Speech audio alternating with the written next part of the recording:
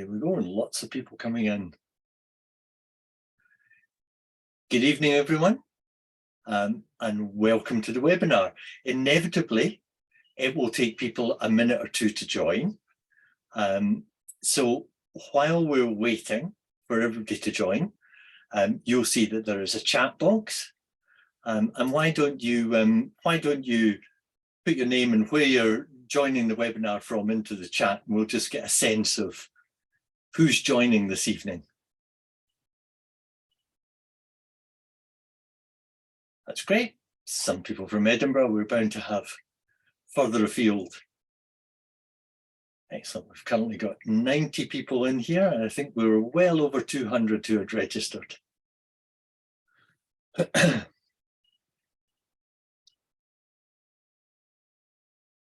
Great.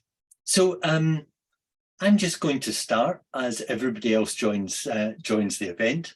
My name's Alan Caldwell, and my sole kind of reason for being here is to try and ensure this webinar works smoothly for you, and I'll be chairing the event. So as everybody in this audience knows, farming is absolutely vital to Scotland's future, as well as producing food. The farmers and the crofters manage over 3/4 of Scotland's land. But we also know that in relation to climate and nature loss, farming has an unfortunate position as one of the 3 kind of top climate emitters in Scotland's future. So we have a once-in-a-lifetime opportunity here with the introduction of the Scottish agricultural legislation this year. And this campaign, for the Farm for Scotland's Future campaign, which was launched by more than 30 environmental organisations and farmers groups, is here to call on the Scottish Government to create a new farming funding system that helps all farmers and crofters produce food while restoring nature and tackling climate change. So the campaign is led by Environment Link, and Miriam, who you'll see in the lineup here, is the campaign coordinator. And one of the only things that's sure about this evening is we won't have enough time.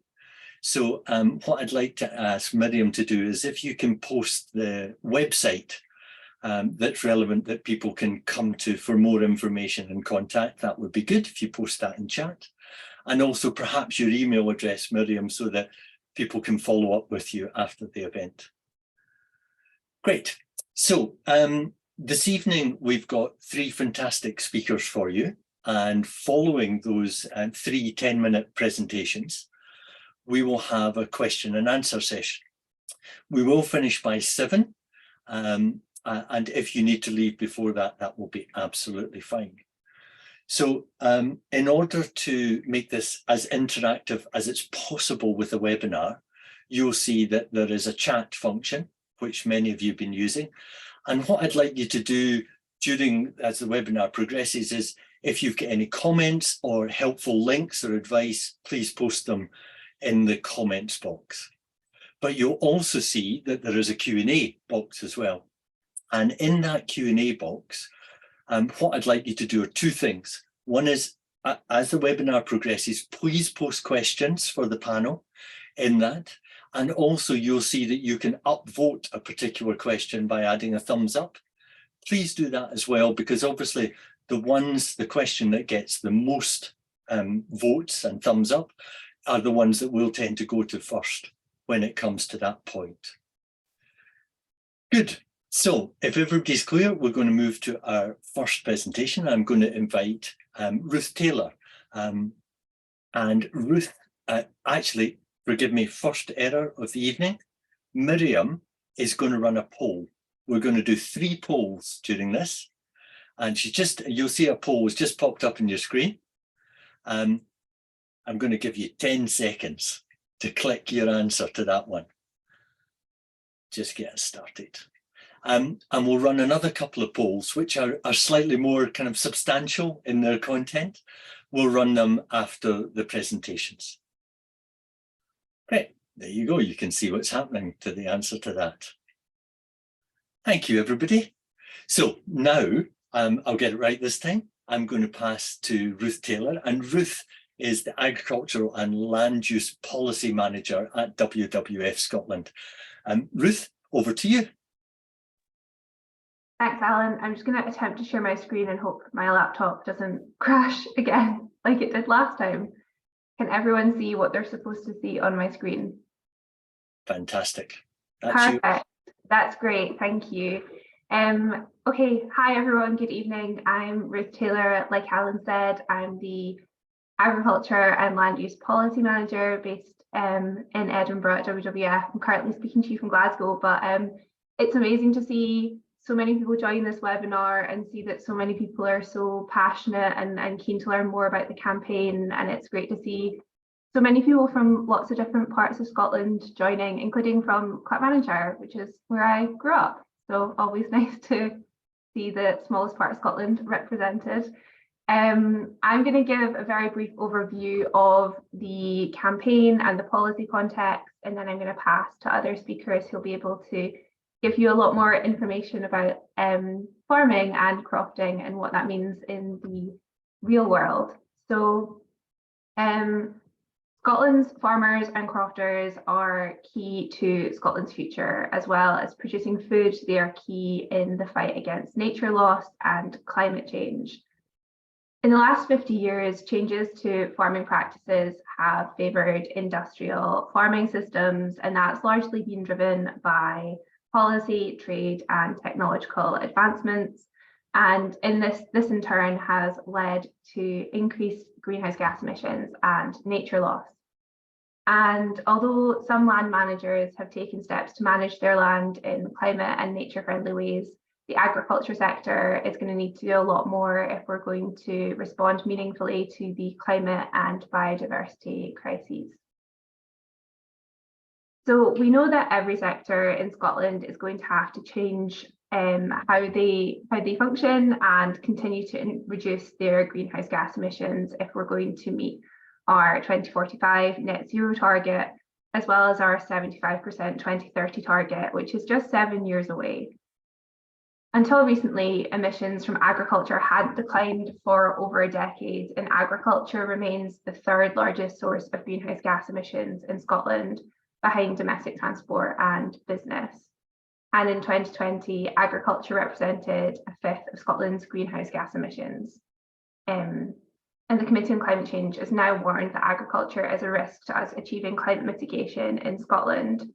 So we really need to see a shift in agriculture in terms of the contribution it makes to responding to the climate emergency.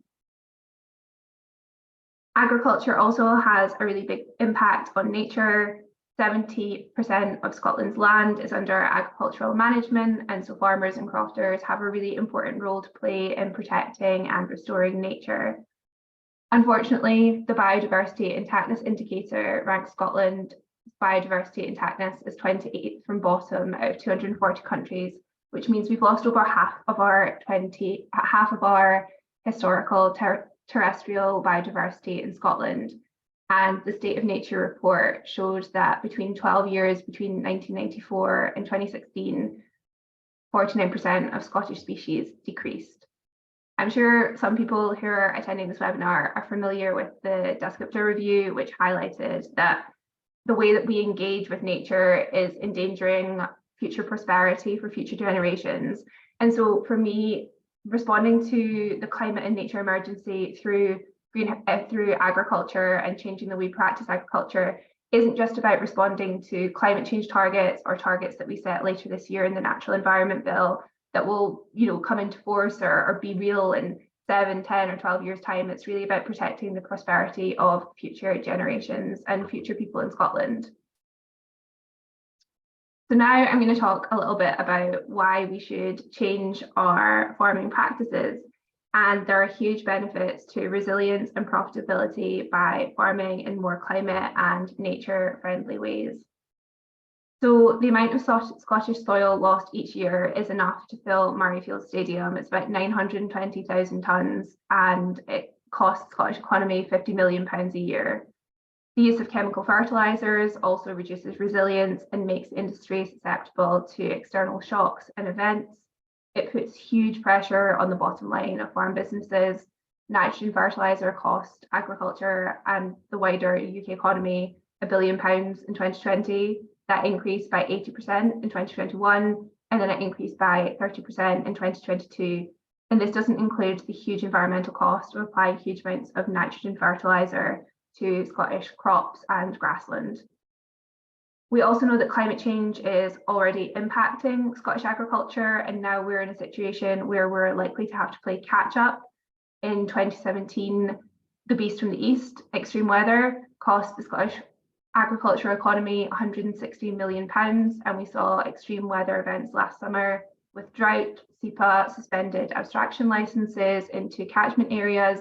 This all has huge knock-on impact for not just profits 1 year, it has huge impacts on farm businesses year on year on year. So we know that there's some good news.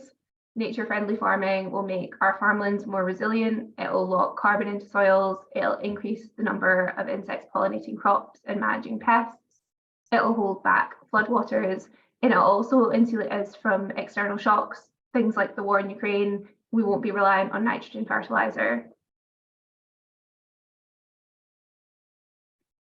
And just before I go on to talking about policy and the funding system in Scotland, I want to briefly talk about food production because I know it's a really live issue. And the first thing that I want to sort of identify is that there's no food security without nature. Demands to increase our food production by further intensifying our domestic agricultural production are a narrow interpretation of food security, and it doesn't take into account things like affordability, accessibility, and nutrition. Food security ultimately depends on the health of our agricultural ecosystems, and without a stable climate and healthy ecosystems, we can't produce food. This will continue to be threatened. And moving to sustainable production models is the only way to safeguard food production in Scotland for future generations. So now I'm going to talk about future support, but I'm going to talk briefly about why we need to change and why we need to see change. The current system of support is outdated, it's unfair, it's inefficient, and it fails to respond to modern challenges. Every year, the Scottish Government spends over £500 million on farm support payments, but in 2019, over 3/4 of these went to farmers through direct payments. This means that they're not targeted on outcomes and they don't support systems that are valuable for emissions reduction and nature protection, and they're also really unfair, which I'm now going to cover. In 2019, 75% of the budget was paid to farmers based on the amount of land that they owned, and direct payments, which are framed as income support, don't support those who need support the most. The distribution of funding is weighted towards those making the highest claims, and so you can see on this graph that the top 20% of payments receive 60% of the budget, which is just inherently unfair. And quite strikingly, 708 businesses received direct payments worth over £100,000 in 2019. None of these payments are tied to environmental or climate outcomes. And so Scottish Environment Link and WWF Scotland, who I work for, want to see farming systems change. We know through a report from WWF Scotland that if we introduce a range of on-farm measures, we can reduce emissions by 38% by 2045 while still maintaining productivity. And the measures can include things like reduction in nitrogen fertiliser, improved animal health, organics, and agroforestry. And we need to see future agricultural policy to support measures like this. And I'm sure Nikki and Helen can talk to you a lot more about the measures that they've taken on their own farm and croft and the way that they practice. And that will undoubtedly be much more interesting than me reeling off a list of stats from our report. But if you would like to read that report, I can share the link in the chat after my presentation. And so I'm just going to wrap up by talking briefly about the Agriculture Bill. And I think this year the Scottish Government has a once-in-a-lifetime opportunity really to support to change how agriculture is supported. The current policies that have been set out so far through groups like the farmer-led groups, through the Farming for 1.5 inquiry and through the Scottish Government's Climate Change Plan update don't go far enough to tackle the twin crises of climate change and biodiversity loss. A report from WWF Scotland highlighted that it doesn't even get us halfway to reaching net zero if we follow the policies that are put out. So it's really clear that the agriculture bill that will be introduced this autumn is going to be absolutely essential in making sure that we have a farming system and a crofting system that's fit for the future. And we know that the Scottish Government should respond to this because the Scottish public want to see it. 85% of people want public spending on farming to support measures that restore nature and tackle climate change in addition to producing food. And we believe the current system proposed by the Scottish Government needs to be improved by introducing things like enhanced conditionality, more support for systems change, habitat management and creation, and increased support for land-based skills, amongst other things. And so finally, with this very cute picture of a very lovely calf, I am going to just summarise what I've talked to you about this evening and pass back to Alan, who can introduce the next speaker.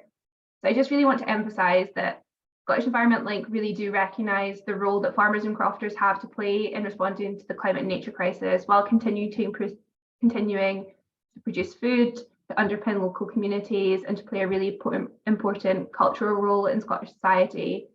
But at present, the current support system is not good value for money. We're spending £500 million every year on payments that don't work, that don't support people who are practicing measures that work for climate and nature. And we really, really need to get the Scottish Government to change the support system in a meaningful way that actually responds to modern challenges. And that includes producing food. But we know that that's not going to continue in Scotland if we don't have a sustainable production system in place. And so thank you very much for your attention. I'm now going to stop sharing my screen if I can work out how to do it and pass back to Alan. Thank you. Fantastic. Thank you, Ruth. Got us off to a great start and within time. Thank you so much. Miriam, do you want to run the second poll just to get people clicking and get their interaction? There you go, everybody. We'll give you 1 minute to have a look at that poll and please vote. It's really helpful to the campaign.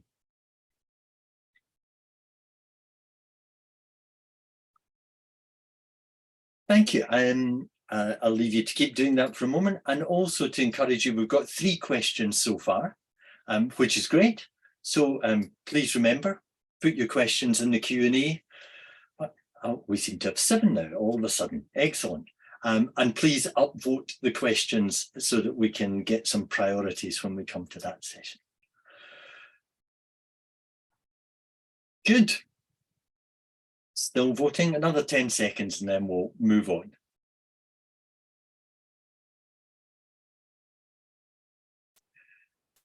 Thanks, everyone. We will reveal the answers to these polls before the end. So their second speaker is Nikki Yoxall, and Nikki is a first-generation farmer in Aberdeenshire and also head of research at Pastures for Life. Nikki, over to you.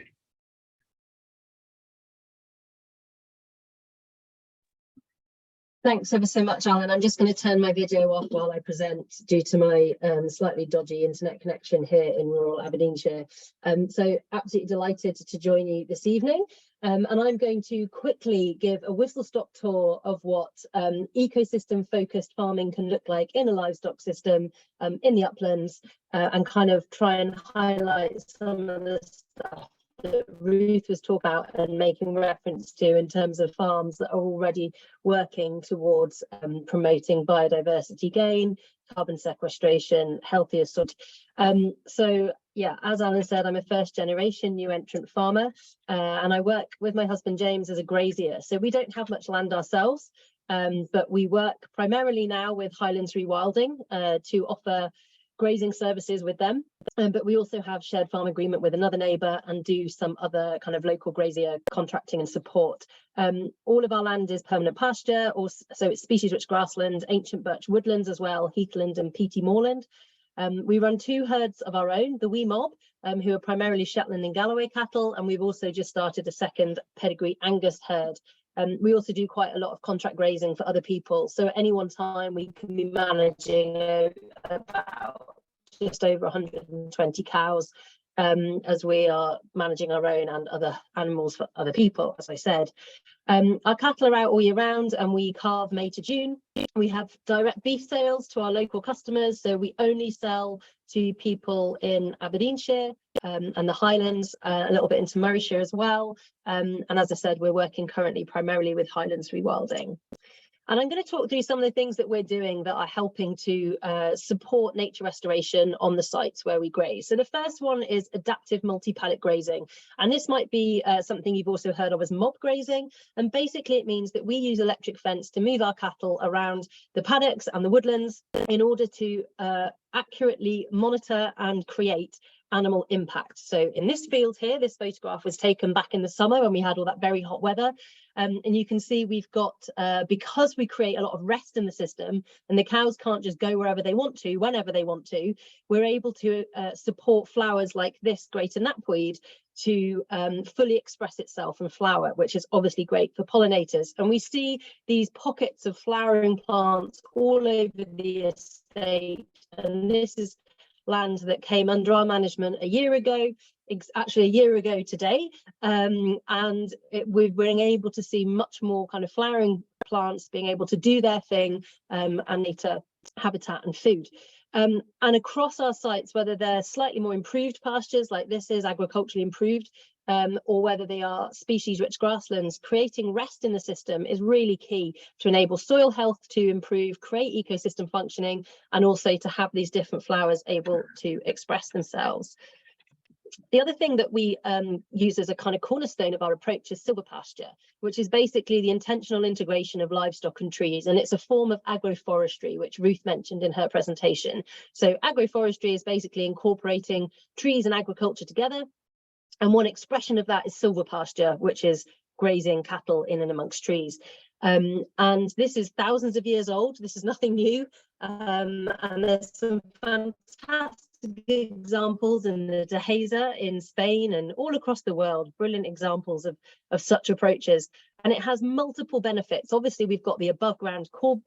We also have the increased nutritional benefit for the cattle. So they get to browse some of the leaves, which really helps.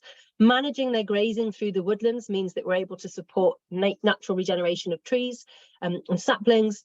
And it also means that the cattle can express natural behaviours, as well as negating the need for a barn or shed, because we can use the trees and the woodlands, including conifer plantations during the colder, wetter weather to create natural barns using the trees rather than buildings.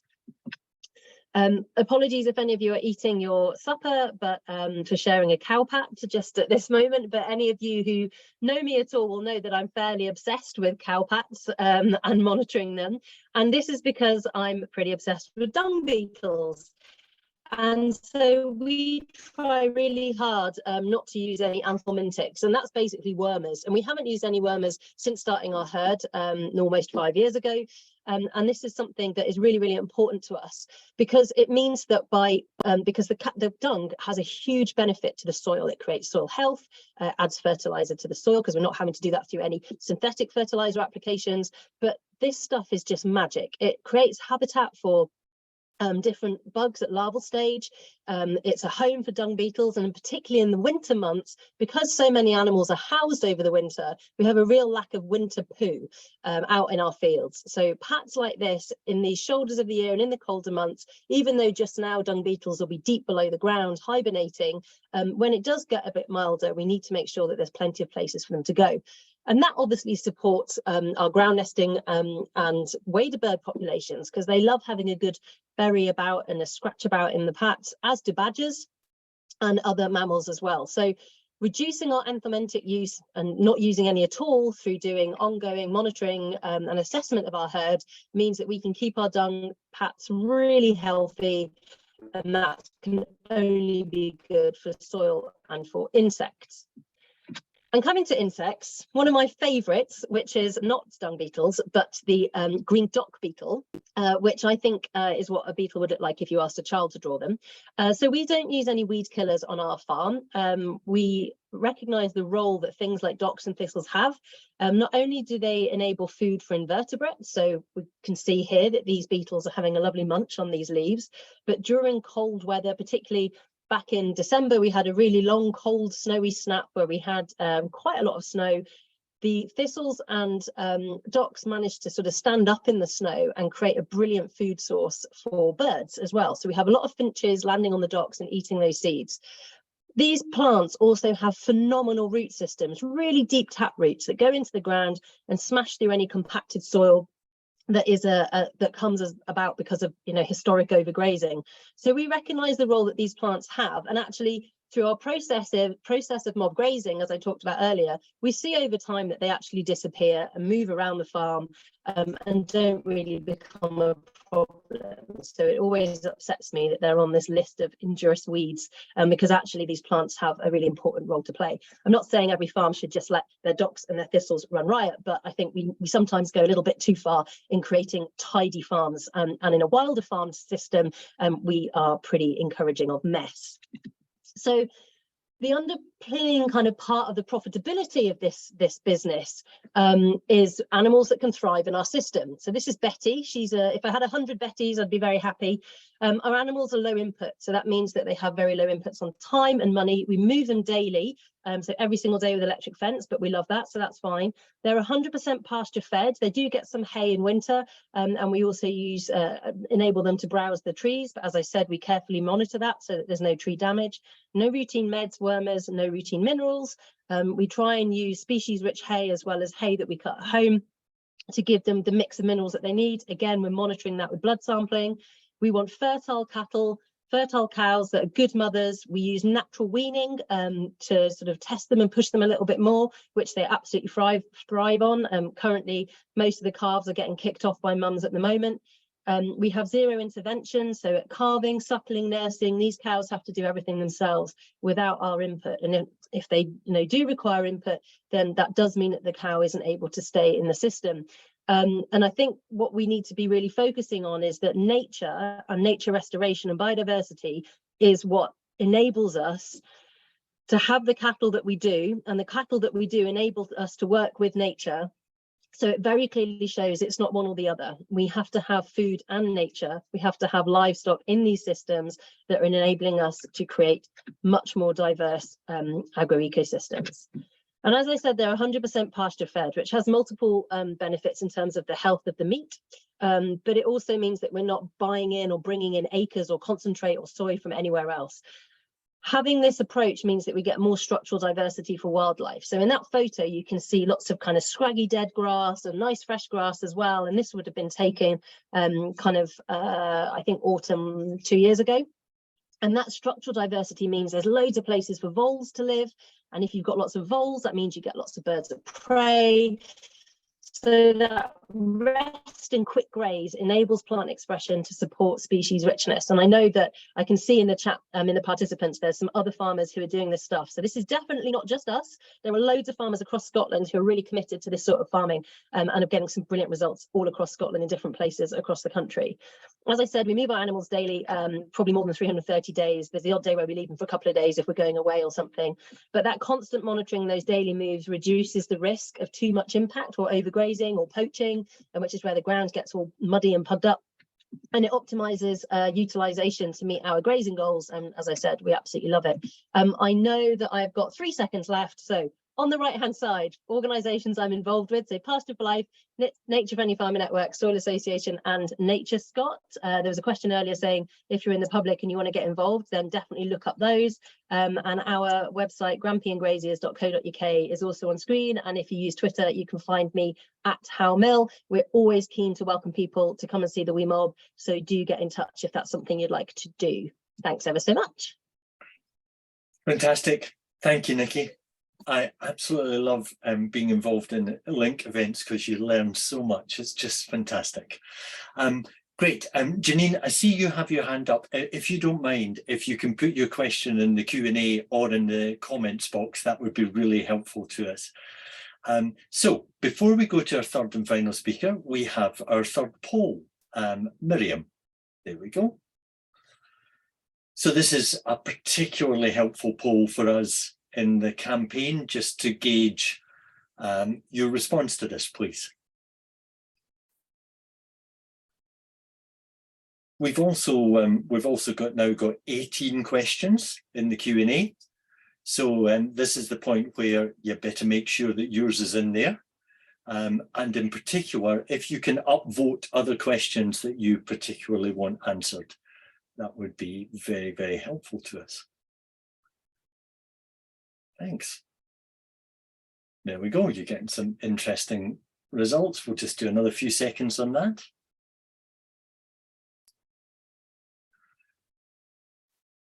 Thank you, everyone. So our third and final speaker is Helen O'Keefe, and Helen is going to talk about her work at Middleton Croft in Sutherland. Helen, over to you. Yep, just going to share my screen. So hopefully you can see all that.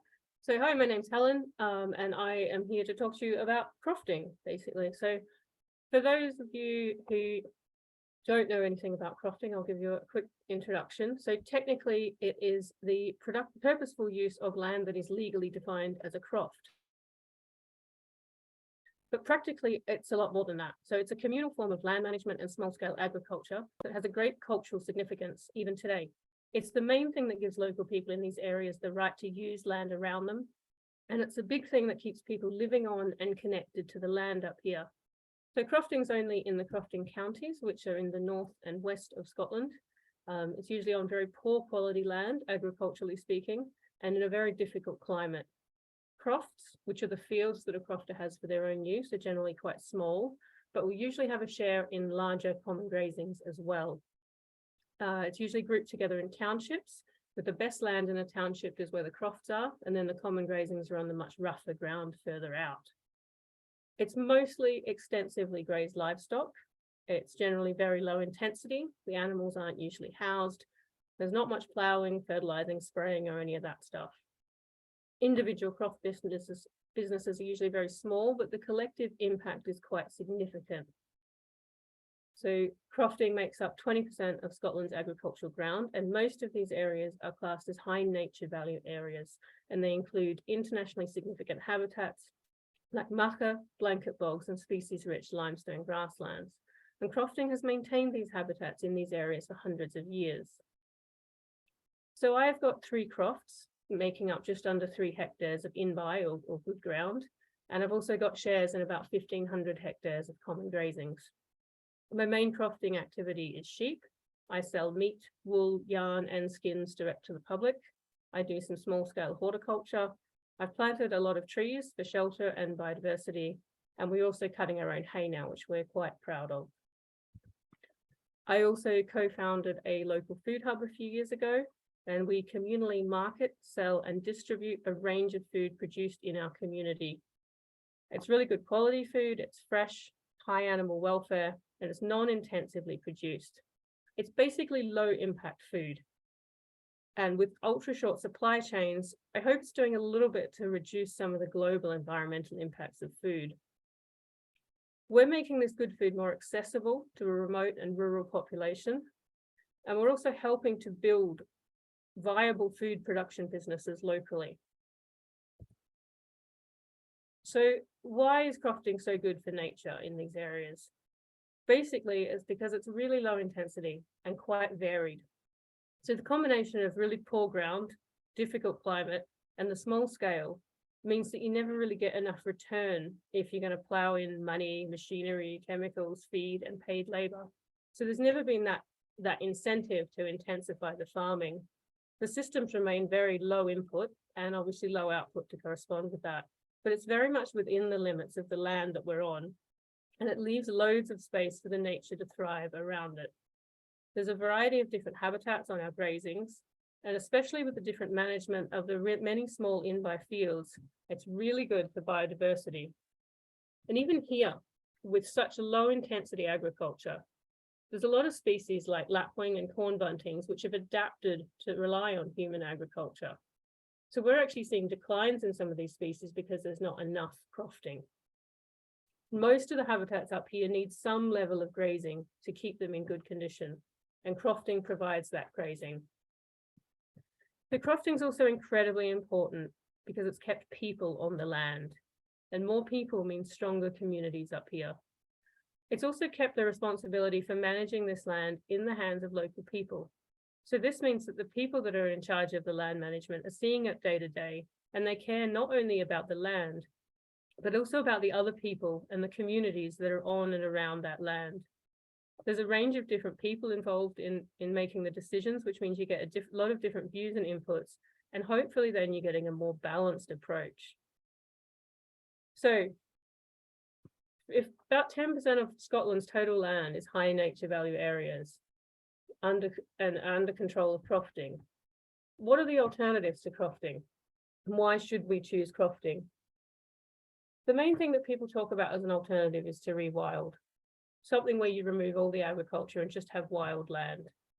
As we've said, the habitats still need grazing, so I guess you'd manage this with deer grazing. What I've put up here, I really think that crofting is a much better alternative than this kind of like rewilding. And this is why, because basically well-managed livestock will maintain habitats and do a lot less damage to peatlands than wild deer grazing will. A combination of different types of grazing animals, sheep and cattle, as well as the ability to move this livestock on or off areas, is really useful for maintaining habitats. We're also producing a lot more food through livestock and crofting than we would with just wildland, and this can take pressure off other areas of agriculture. So places that are having to intensify to try and produce more food, the more we can produce here, the less pressure is on that. Using livestock on the common grazings also supports the crofting system as a whole. So this supports the management of the in-by land, which then provides that amazing mosaic of habitats and really support things like these wading birds that need that slightly more intensive style. All of this aside, crofting is such an important part of these rural communities. It brings people into these areas, it keeps people in them, and it actually makes us work together. It's also a really important part of the culture, history, and heritage of these areas and the people. The term just transition is bandied around a lot, but we actually need to make sure that this is more than just lip service. And here that includes respecting people's rights to live and work on this land and finding a balance of management that works for everybody. We can't just fence these areas off and say, these are biodiversity reserves, these are wild lands. We have to make space for the people in them as well. And the fact is that this land has been managed by people for thousands of years. It is not a great wilderness. So if crofting is so good for nature and so important for rural communities, what do we need to do to help crofting thrive? The fact is, particularly with agricultural markets the way they are at the moment, crofting is not economically viable without support. So if we stop direct payments or we stop the subsidy system as it is, people will stop crofting. People will stop actively crofting, and that will be detrimental to biodiversity in these areas. It's not just financial support that we need, though. We also need other support. So we need regulatory and policy support to maintain crofters' rights over their areas, to make sure that land stays into agricultural use, and to help stop some of the problems with other competing land uses, unaffordable housing, things like that, that make it so hard for people to get into crofting. We also need general public opinion support. There's a lot of pressure at the moment on stopping red meat production. Cows are bad because of carbon. You know, animal agriculture is bad, and all of that stuff can be quite detrimental to maintaining these types of areas and maintaining crofting and these high nature value areas, which are so reliant on livestock. There's also a focus on efficiency. You know, we need animals that grow quicker, that can be killed earlier, that are bigger. And actually all of that stuff is quite detrimental to this kind of nature-friendly farming, this slow agriculture and this low intensity agriculture that crofting is good at. All right, sorry. There's also a strong focus at the moment in policy and support about paying just for improvements or paying for rebuilding habitats. And actually, a lot of crofting ground is still in really good condition. So we need support for maintaining that biodiversity and maintaining these habitats, rather than all the money just going to people to rebuild habitats. The fact is that a well-functioning habitat and ecosystem is far better than one that's being rebuilt, and it will take decades for a rebuilt wetland or a rebuilt wildflower meadow to reach the complexity and resilience of an existing system.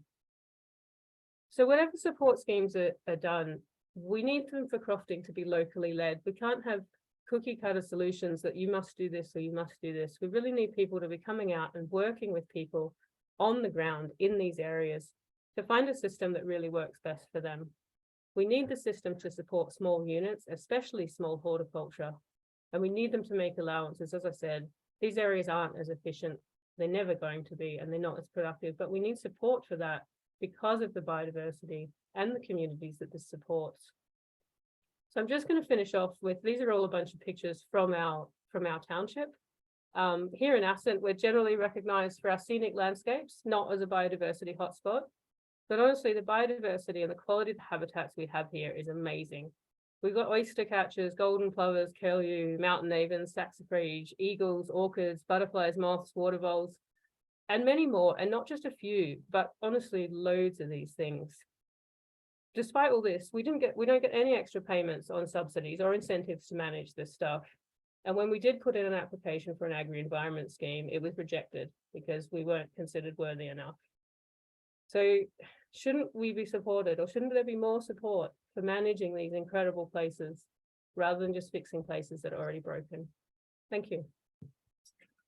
Fantastic. Thank you so much, Helen, and to all three of the speakers for sticking so well to time and conveying such fantastic information so quickly and clearly. I really appreciate it. Good. So before we move to the Q&A session, I'm just going to ask Miriam to very quickly just give us an insight into those polls that she ran. Are there any headlines that you want to convey back to people, Miriam? Lots of people are up for doing all the different options we put out there, which is really great. The easier ones like emailing your MSP and sharing information on social media are more popular, but we've got a great number of people who would be up for doing things like meeting their MSP as well. And the other one on what you would need from us if you were to meet your MSP, lots of people keen on written briefings, quite a few on online training sessions and contact with others as well. So we'll take all that information and see what we can provide as part of the campaign, let you know how you can get involved. Thank you. Fabulous. Thanks, Miriam. So what's really encouraging, so we've had 129 people in this webinar from the start, which is just really great for the campaign. So we're going to take some questions. I feel free, I realise this is the time of day where we're all getting ready to eat. We will stop at 7. But I do understand if people have to leave before, but hopefully the majority of you will be able to stay and hear some of the answers. Solely in a way because Nikki's already said she would like to answer this one. There's a question from Erin Jackson. As one of the 85% of the public who want farming to support methods to restore nature and tackle climate change, what can I or we do as consumers to help? Yeah, I think that's such a great question. And, I mentioned some of the organisations that I'm involved with, like Nature Friendly Farming Network is free to join, and you can join as a member of the public. Pasture for Life has a supporter level, which can be joined by members of the public who are interested in what we do, although anyone can become a member of Pasture for Life, although there is a membership fee. So I think it's important to join organisations and to support organisations that are farmer-led and farmer-based to demonstrate your support. But I think also it's about the food that you choose. So every single day you're going to be eating hopefully at least 3 meals. And I think the great first question that we had in the session was, have you eaten anything today that was produced on a Scottish farm or croft? And fantastic to see that lots of people said yes, but some that said no, or that they didn't know. And I think the more that we can do to be really conscious about our food choices is the thing that every single person can do in thinking about where their meat or where their fruit and veg comes from, or anything that they're eating. And sometimes it can be difficult to make food choices that are really localized because of pressures on time or other things that we're having to cope with in our lives. But systems set up like Helen's around the Green Bowl, where they're actually delivering food out. Small scale producers or people that are doing direct sales like us are doing fantastic things in getting food out to people, and also working, for example, for us, working very closely with our local food hub as well, so that we can get high quality, 100% pasture fed meat out to people who would sometimes think that maybe they can't afford it. But actually, I think you'd find quite often that there are these myths around locally produced food being more expensive than the supermarket. but actually that isn't always the case. So big ask from me is, if you're going shopping at some point in the next few days, just spend a little bit more time looking at the packaging and thinking, is this local? Is this from the UK? Am I buying something that's out of season and that is being imported from somewhere else? And you know, if just buying from UK producers is a first step, and then if you've got the time and the inclination and you want to put the effort in, you can definitely find people much closer to home in your local area who are producing food that I'm sure is really, really good value. So I think those would be the key things for me. Fantastic. Thank you so much. So I'm going to come to Callum Baker's question next, and just so the other panel members know, I'll then come to Ron's question about government discussions. But Callum's question is about the modern farming practices being driven by the impossible demands of the supermarket. His question is accountability for the change of farming systems on the farmers or on our cultural and political relationship to food? Who fancies having a crack at that? I think this has Ruth's name on it, but I'm happy to jump in, only because it's a pet subject of mine. But I mean, I'm happy to jump in, Nikki, and then you can maybe pick up anything that I've forgotten about. I'm just going to reread the question though, so I don't miss anything. So I think these are all interlinked, and I think it goes back to what Nikki was talking about around knowing where your food comes from and thinking about where your food comes from. And I think consumers have really big purchasing power. Like, you know, you have the option and you can make informed choices. And I just want to pick up on some thoughts as well in answering this that came to mind when Nikki was answering her question around education. And I think it can be quite daunting to get involved in this and understand where food comes from. And I think asking questions of farmers, every farmer who I've ever met has been really keen to tell me what they're doing on their farm, how they're producing food, how their route to market, and understanding all of that. So I think it's a mix of things. I don't think it's purely on supermarkets. I don't think it's purely on farmers. I think it's a whole host of things. And I hope that through these conversations that we're starting through this campaign and then through the agriculture bills, it goes through Parliament and then onwards, that we can continue to have these conversations and sort of, I guess, shift the dial or shift the window of what we're going to talk about to make sure that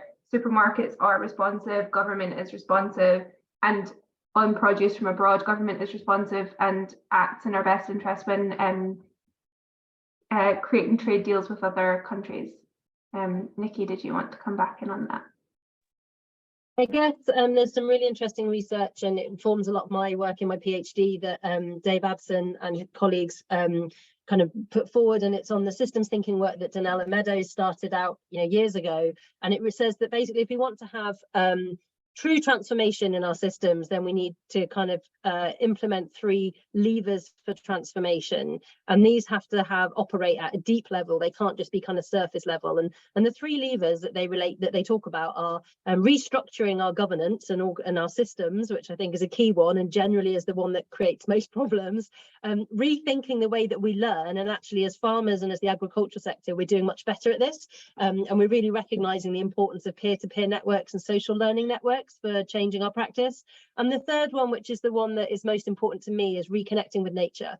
And actually our disconnection from nature is one of the things that really is driving, as we all know, if we're in this webinar, we're probably on the same page on this, is driving the issues that we're seeing. So it's this kind of multi-pronged attack, if you like, to address those 3 things in concert, rather than thinking, oh, it's just about NGOs doing stuff about nature, or it's just about the ag colleges redoing education, or it's just about government putting the right policy in place. If we want to see significant transformation, then we have to do those 3 things together. Wonderful. Thank you. Helen, do you want to add anything to that one? Or? Yeah, I think it's important for consumers to realize what big supermarket buying power is driving. So things like large identical lamb chops, the right shape of a roast, vegetables, as we know, there's a lot of talk about that, about it being perfect. And for a lot of these more regenerative methods of agriculture, it's actually quite hard to produce those things and to produce them on the time frame and the budget that the supermarkets demand. So I think just having that awareness that that actually a lot of what supermarkets are driving is not a particularly sustainable production method, you know, and then go out and find your local producer or find your local butcher who's maybe buying more local livestock, you know, make those choices if you can, but then also be understanding and be supportive of those producers. You know, your lamb will be a little bit fat at certain times of the year and it'll be a little bit thin at other times of the year, but it's part of it is understanding and embracing this seasonality and this difference in food, you know, not being able to get vegetables at different time of the year and that type of thing, rather than being down on your local producers because they don't have what you want at that time. You know, take the opportunity to understand why that is and maybe look for alternative local options and support those people instead. Thanks, Helen. Good. So any campaign is only as strong as the participation of those involved, and it's really encouraging to see all the comments coming in on the comments panel. And if you feel you have a good answer to some of these questions, feel free to type that in, because it's all a resource that Miriam and others will take away for the campaign. So I'm going to come to Ron's question, and just so the panel know again, after that I'll come to Amanda Grimm's question. But Ron's question, which probably to Miriam, what discussions have you had with the Scottish Government and how responsive have they been?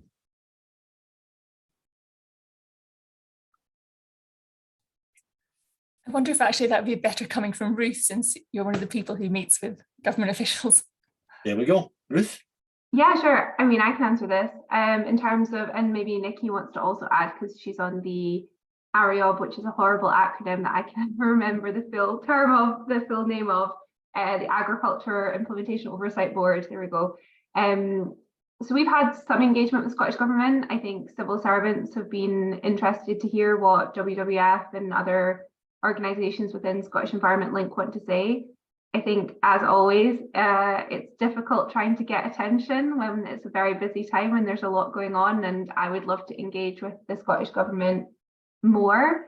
And I just also wanted to flag as well that the Scottish Government have been broadly responsive, but I think this goes wider than just the Scottish Government, and the influence that we need to have goes wider than just one MSP or one cabinet secretary or one civil servant. And so I would really encourage people, especially if you voted to say that you want to engage with your MSP, to speak to the people who represent you. So not just to your regional MSPs as well as your constituency MSP, and make sure that there's cross-party support for a lot of this. I would love to see not just the Scottish Government engaging more on agriculture and nature and climate and the way these all intersect and interlink, but I'd love to see that becoming something that's talked about more across the Scottish Parliament, because ultimately this matters to all of us. We all need to eat. We all want to live in a sustainable society and have food production in Scotland going forward. And so I'd really encourage everybody to make sure that that's on the agenda of all politicians, not just those that are in government. That's great. Do you want to add anything to that? No? Excellent. Let's move to our next question, which was from Amanda Grimm. And that says, what does Link think about the UK CCC's recommendation to reduce livestock density in some areas, but increase them in others, as part of what they call sustainable intensification to free up more land for tree planting and peatland restoration? Sounds controversial to me. Who's going to crack at that? I'm happy to jump in on this, because sustainable intensification is my pet hate, but I don't know if Helen wants to come in there. Yeah. Okay, so yeah, I think there's this really interesting assumption there. So there's this argument called the land sparing or land sharing argument, and this idea is that if we land spare, so we intensify over here so that we can rewild over here, that we have better outcomes. But actually, and land sharing would suggest that more of us farm in the way that Helen and I are producing food. And obviously, because that's what we're doing, we obviously believe that land sharing works.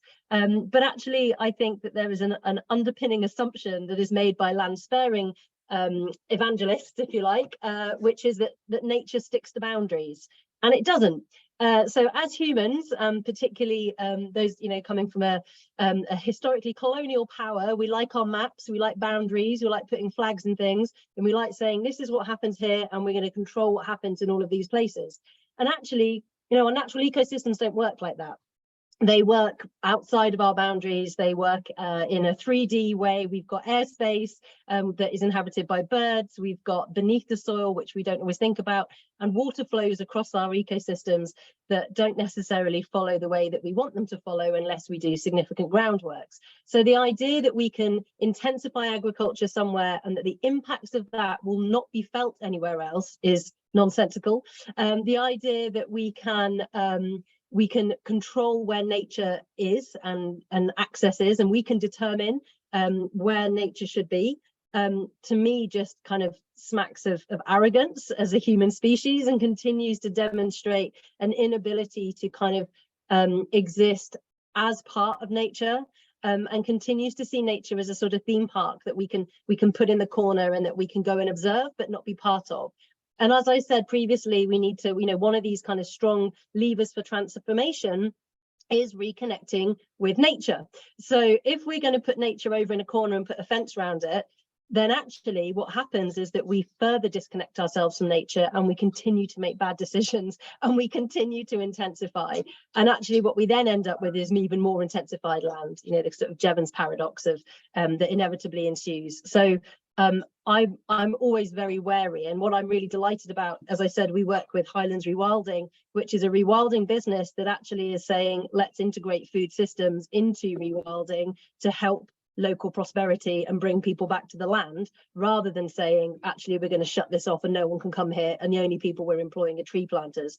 Actually, we're serving the community on a much deeper level. So there's some great examples of wilder landscapes that can produce food that don't negate, that don't kind of push nature outside and think of it just as something that we can look at and potentially profit from afar. I'll get off my soapbox now. Fantastic. That's okay. Soapboxes are handy things. So I'm going to try and squeeze in one last question, and maybe this is a good one for Helen to close on. It's from David Tollick. And David asks, is there too much emphasis on nature recovery in wilder areas of the UK, when in fact the most intensively farmed areas are probably the most nature depleted and have the yield class advantages, not just for food, but for biodiversity too? Helen? Yeah, I mean, I think in some ways, as I was saying, there's too much emphasis, I think, on setting aside areas for nature in wilder areas. Not so much emphasis on nature recovery, but just in setting aside these areas, and it needs to be a balance. We need to protect these areas that are still in good condition. And at the same time, we do need to rebuild, I guess, habitats and ecosystems and nature in these intensively farmed areas. Yes, the intensively farmed areas have more potential for biodiversity improvement, and they have more potential to produce food. But it is a balance, and I don't think the balance is right. I think there's too much emphasis on setting aside the better condition areas, the wilder areas, which are not, as I said, not wild. These are farming areas, and somewhat back to that land sparing and land sharing argument again. I do think that we do need to find the balance there. So yes, there needs to be money and effort going into improving intensively farmed areas, keeping the food production as much as we can, but also rebuilding the nature. But we also do need to focus on maintaining our agriculture in a way that maintains habitats in the wilder areas. So sorry, I've not quite answered that particularly well, but I think the emphasis is in the wrong place. I think the emphasis on setting aside the wilder areas and rebuilding the nature in the damaged areas, whereas what we need to do is we need to look at the whole picture and not just this part and separating the two. Fantastic. So I said right up front, we wouldn't have enough time to do everything, and we have 1 minute till we close. So that just proves my point. But what I'd like to say is, again, thank you to the three speakers, because clearly we've held the numbers from this webinar really well, which is a tribute to your contribution and the campaign. Miriam, could I maybe just ask that you post again in chat the website link and your email address, so that people can engage directly with the campaign and with you as the campaign coordinator. and also just encourage people to make this the start of your contributions. So thank you so much. Miriam, do you want to say a quick thank you to close? Yeah, thanks so much to everyone for coming. It's great to see so many people engaging with this subject and asking so many questions and sharing your knowledge. And thanks also to Alan and all our 3 speakers for making this happen. It's great. The one thing I forgot to mention is that Miriam and colleagues will attempt to draw some of the questions that haven't been answered. We'll try and answer them for you, perhaps in the form of blogs and things. But there we are, 7 o'clock, time for tea. And thank you so much, everyone, for taking part. That was really, really excellent. Good night. Have a good evening.